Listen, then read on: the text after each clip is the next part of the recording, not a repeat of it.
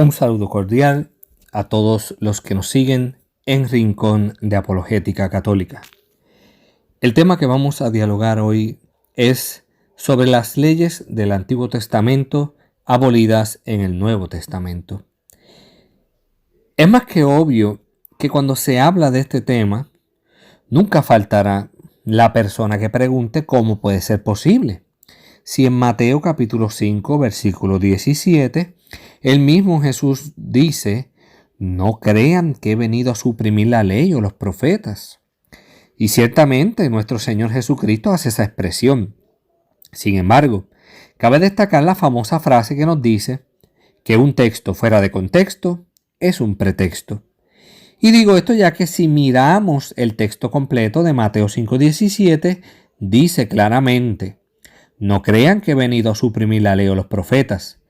He venido no para deshacer, sino para llevar a la forma perfecta. Y la forma perfecta en que nuestro Señor la realiza, Él mismo se encarga de explicarla en el resto del capítulo a través de los versículos 18 al 48. Si nos damos a la tarea, veremos cómo el mismo Jesús les hace mención de la ley que conocen al pie de la letra, y veremos cómo constantemente dirá parte por parte de la ley: han escuchado decir, pero yo les digo.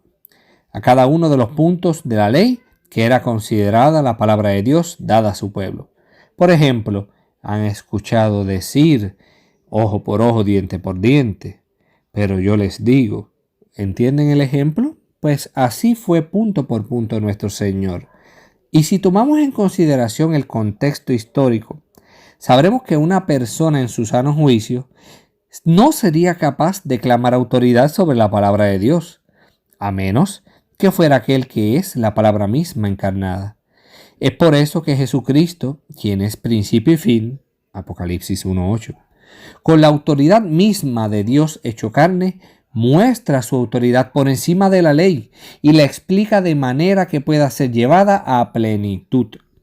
Más aún, con su sangre derramada en la cruz, establece una nueva alianza, por la cual nos libera del yugo de la ley y nos mueve a la nueva alianza, que es la de su gracia santificante.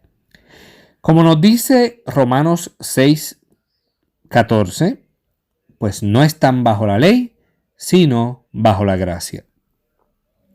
El Papa Francisco, en su homilía el 15 de febrero de 2015, dice lo siguiente con referencia a este pasaje del Santo Evangelio: Jesús revoluciona y sacude fuertemente aquella mentalidad cerrada por el miedo y recluida en los prejuicios.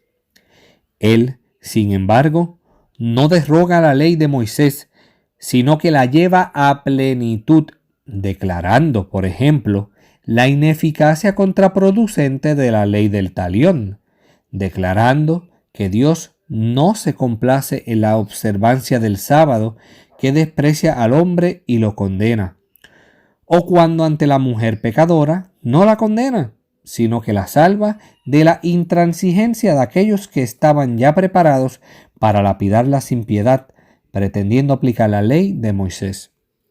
Jesús revoluciona también las conciencias en el discurso de la montaña, abriendo nuevos horizontes para la humanidad y revelando plenamente la lógica de Dios, la lógica del amor, que no se basa en el miedo, sino en la libertad, en la caridad, en el sano celo y en el deseo salvífico de Dios, nuestro Salvador, que quiere que todos los hombres se salven y lleguen al conocimiento de la verdad.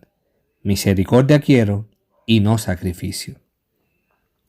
Básicamente, con lo expuesto anteriormente y lo dicho por el Papa Francisco, podríamos hacernos eco del pasaje del Evangelio según San Mateo, capítulo 22, cuando le preguntan a Jesús sobre el mayor mandamiento, y vemos lo que Jesús responde a partir del versículo 37 al 40, al decir: amarás al Señor tu Dios con todo tu corazón, con toda tu alma y con toda tu mente.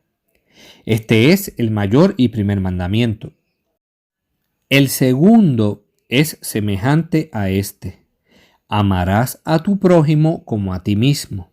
De estos dos mandamientos penden toda la ley y los profetas. Ahora bien, el hecho de no estar atados a la ley del antiguo pacto no significa que vamos a hacer lo que nos da la gana. Y asimismo lo podemos ver en Romanos 6:15. El hecho de que ya no estamos bajo la ley, sino bajo la gracia, ¿nos autoriza a pecar? Claro que no. Por eso es tan importante tener en consideración lo que nos dice la palabra de Dios en Hebreos capítulo 10, versículos 28 al 31. No hay misericordia para el que desprecia la ley de Moisés.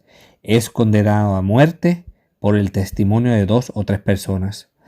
¿Qué pasará entonces con el que pisoteó al Hijo de Dios? ¿Qué castigo merecerá, según ustedes, el que ha profanado la sangre de la alianza con la cual fue santificado y ha insultado el Espíritu don de Dios? Conocemos al que dijo: a mí me corresponde la venganza, daré a cada cual su merecido, y también el Señor juzgará a su pueblo. Es espantoso caer en las manos del Dios vivo.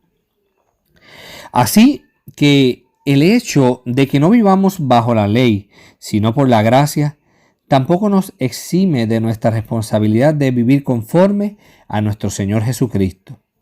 Claramente podemos entender que sí, fueron abolidas las leyes del Antiguo Testamento, pero no como normalmente un ser humano lo podría decir, sino como solo Dios lo sabe hacer, que más allá que aboliendo, es llevándolas a plenitud.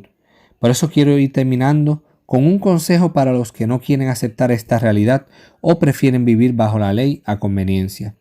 Y es que si alguien prefiere vivir bajo la ley, recuerden que son 613 preceptos los que tienen que cumplir. Y que, como dice Santiago capítulo 2 versículo 10, que si alguien cumple toda la ley pero falla en un solo punto, es como si faltara en todo.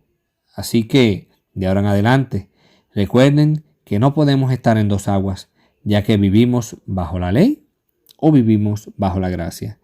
Cuando de decir si vives bajo la ley o bajo la gracia se refiere, es importante recordar lo que nos dice nuestro Señor Jesucristo en Mateo capítulo 5 versículo 37.